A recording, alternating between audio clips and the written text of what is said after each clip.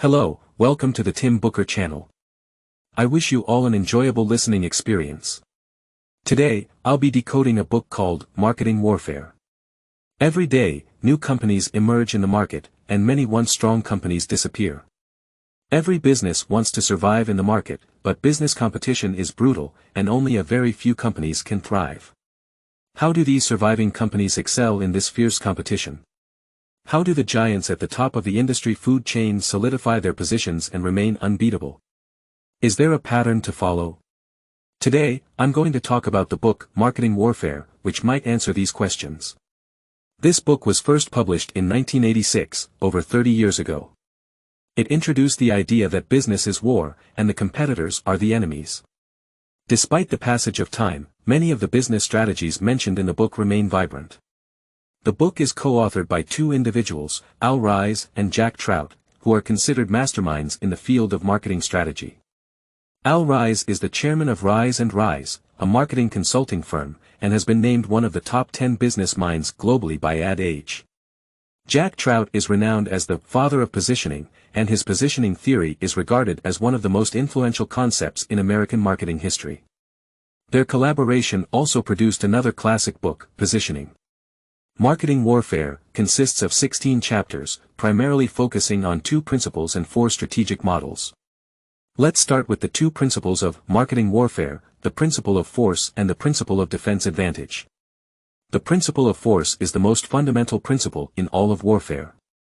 It's based on the natural law of the survival of the fittest, where big fish eat small fish, and large companies swallow small ones. In the competitive market, large companies can afford higher advertising budgets, possess more sales outlets and teams, and, consequently, gain more market share. Just as in warfare, where having more forces increases the probability of success, in business warfare, companies with more resources are more likely to win. Often, we hear managers of startups claiming that their product is so exceptional that it can overturn industry giants. This is an irrational belief, and the chances of success are almost zero. For small companies, understanding the principle of force and accepting reality are crucial to making the right decisions instead of blindly competing with larger enterprises. The second principle of marketing warfare is the principle of defense advantage. This means that in any war, the advantage usually belongs to the defending side. Without an absolute force advantage, the attacking side finds it challenging to gain an advantage from the defender. To secure victory, the attacker must deploy at least 3 times the force of the defender. The same principle applies in marketing warfare. After understanding these two principles of marketing warfare, let's discuss the book's 4 strategic models, which are the essence of the book. The authors suggest that there are 4 strategic options in business warfare: defensive warfare, offensive warfare, flanking warfare, and guerrilla warfare. These 4 models correspond to 4 categories of companies at different stages, helping them make optimal decisions in highly competitive environments.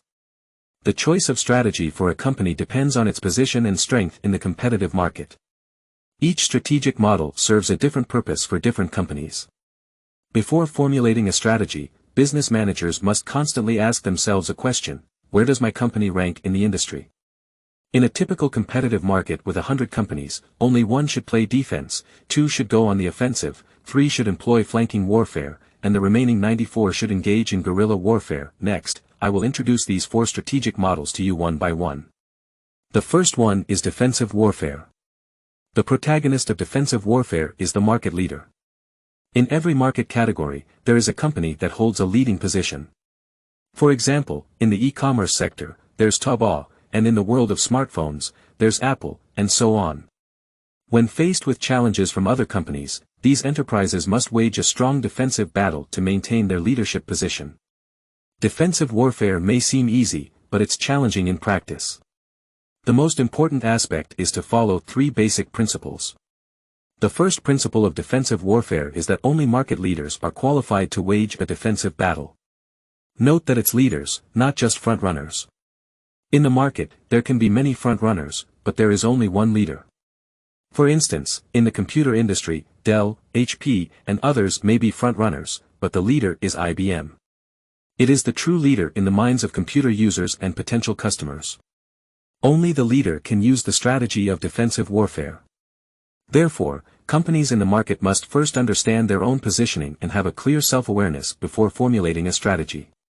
Once they determine they are leaders, they can think about defensive warfare. The second principle of defensive warfare is to engage in self-attack. Because they hold a leadership position, these companies already have a strong presence in the minds of customers. To solidify this position, the best approach is to continually self-attack. In other words, this means constantly introducing new products or services to replace existing ones. These are methods of reinforcing your leadership position through self-attack. Take Apple's iPhone, for example.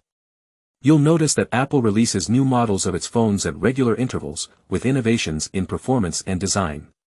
These changes make it even more challenging for competitors to catch up. Self-attack may sacrifice some immediate profits, but in the long run, the biggest benefit is protecting your market share.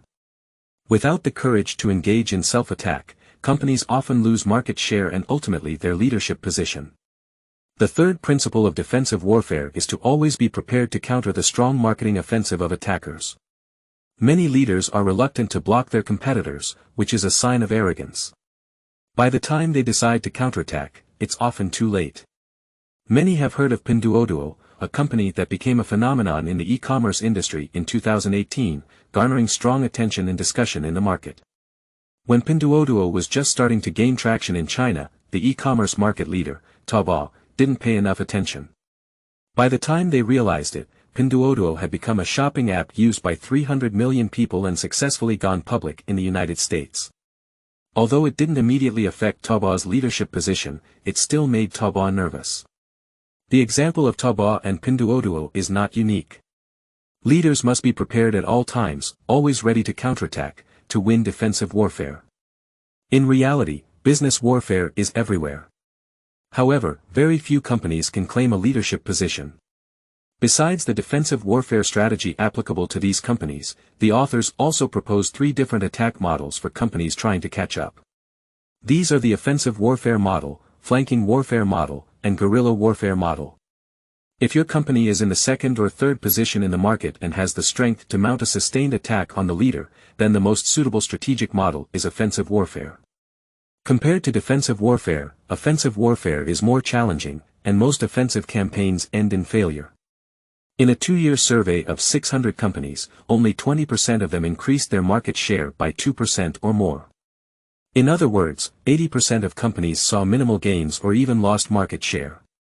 Following the principles of force and defense advantage we mentioned earlier, it's nearly impossible for companies ranking second or third in an industry to surpass the leader on a broad front.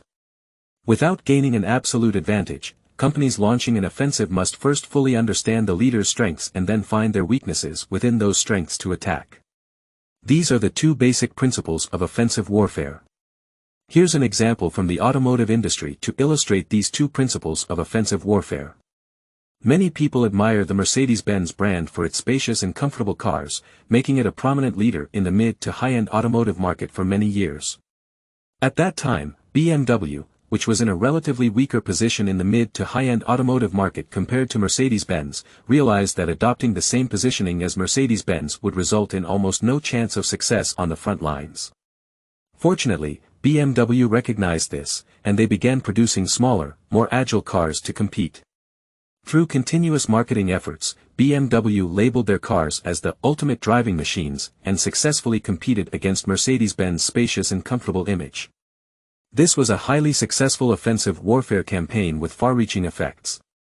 Even today, many people still have the idea of driving a BMW and sitting in a Mercedes-Benz. After this offensive campaign, BMW's car sales surpassed Mercedes-Benz in the United States and many other countries. In addition to understanding the leader's advantages and attacking within those advantages, there is another crucial principle in offensive warfare, which is to launch an attack on as narrow a front as possible.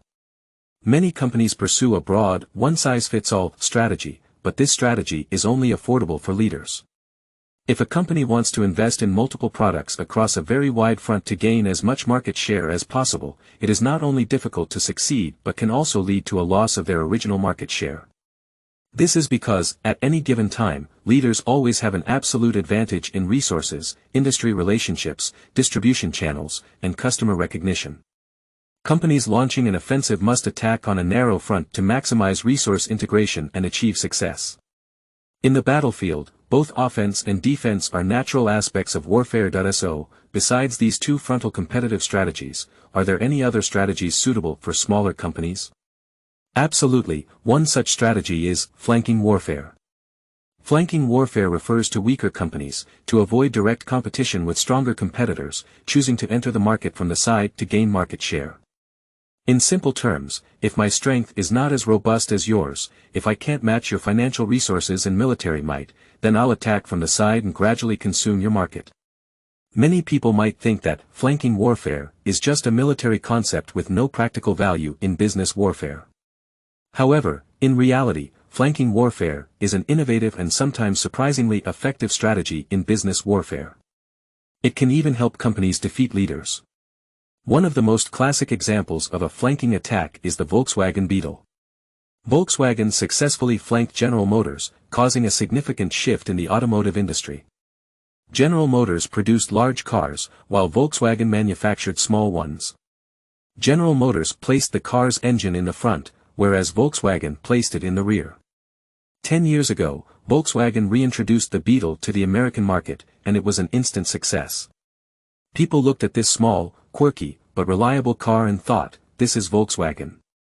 In 1995, when the import market share of Volkswagen cars dropped to 4%, the brand's sales hit rock bottom.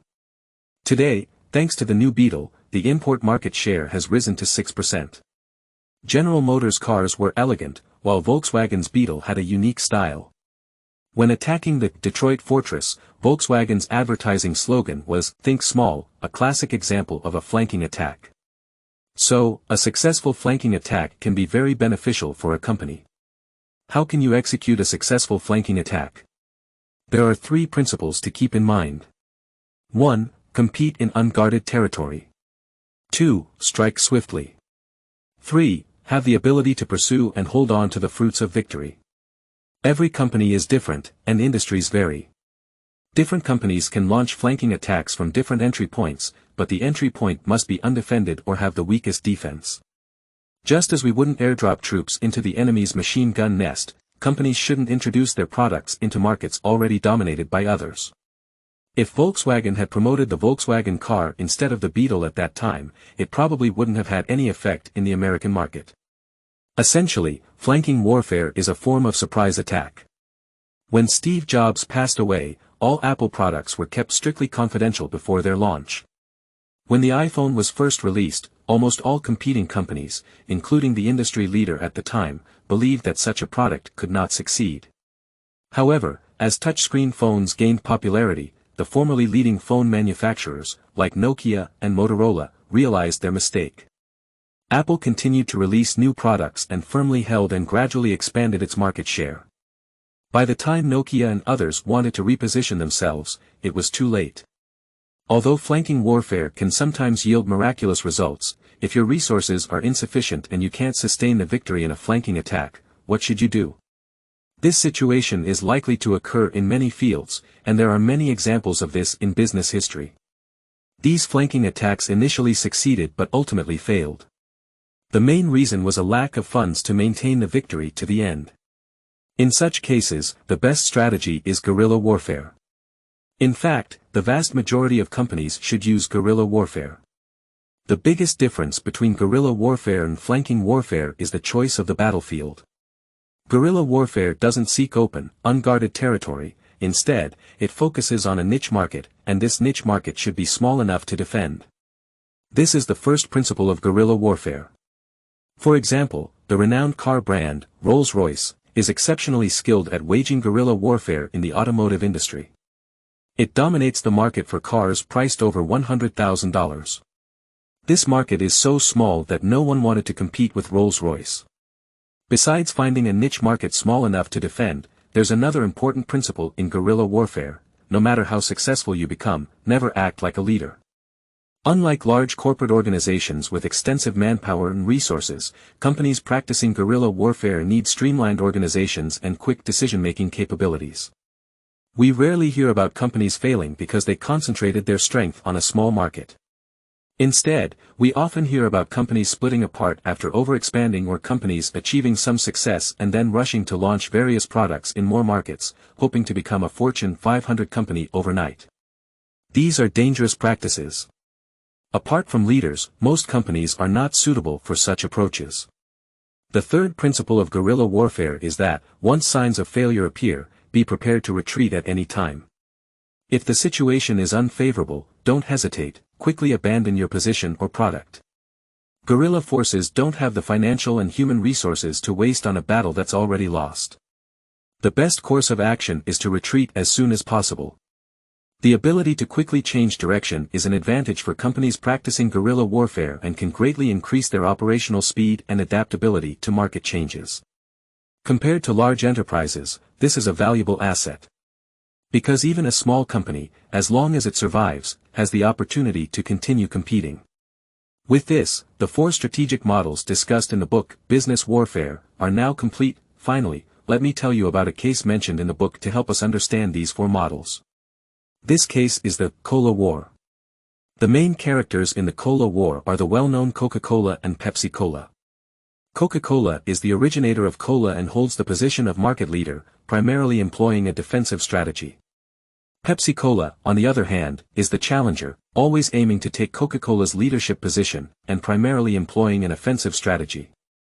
At the outset of this Cola War, Pepsi-Cola's strategy was to start with a flanking attack, using lower prices to compete with Coca-Cola. At that time, Pepsi-Cola introduced the slogan, "Buy 2 for a nickel," and quickly captured some market share, turning the battle into an offensive war. As the market leader, Coca-Cola reacted swiftly when Pepsi-Cola adopted the low-price strategy. Coca-Cola also began using price reductions as a response. Following this, Pepsi-Cola employed the principles of an offensive war, seeking weaknesses within the leader's strengths and launching an attack at those weak points. After analyzing, they believed that Coca-Cola's most difficult-to-change advantage was its streamlined bottle design, which consumers recognized. However, this design also limited Coca-Cola's development because they didn't have a large bottle product. So, Pepsi-Cola quickly introduced large bottles and initiated an attack. Immediately, Coca-Cola responded by introducing its own large bottles. At this point, Pepsi-Cola realized that the packaging of the product was not Coca-Cola's most difficult-to-change aspect. What was truly difficult for Coca-Cola to change was their promotion as authentic, which made them appear outdated. Pepsi-Cola promptly adjusted its attack direction and began promoting itself as the choice for the new generation. They succeeded in capturing market share and started competing head-to-head with Coca-Cola. Apart from Coca-Cola and Pepsi-Cola, Crown Cola, ranked third in the cola market, also joined the battle in the 1960s. However, Crown Cola employed a flanking attack strategy. They introduced a brand new, healthy cola, focusing on health, and it achieved significant success. Unfortunately, Crown Cola's strategy in the later stages was not stable enough and didn't follow the third principle of flanking warfare, which is pursuing and holding the victory. Coca-Cola and Pepsi-Cola regained control of the market. Until today, the Cola War continues, and we still don't know who will be the ultimate victor. This unknown factor is part of the charm of business warfare. Alright, we've covered the content of the book, Business Warfare. Congratulations on completing another book. Thank you for your support and attention. Please subscribe to the Tim Booker channel, like, and share this valuable knowledge with your friends. Let's combine wisdom with practice to achieve our financial goals and create a better future. Thank you, everyone, and goodbye.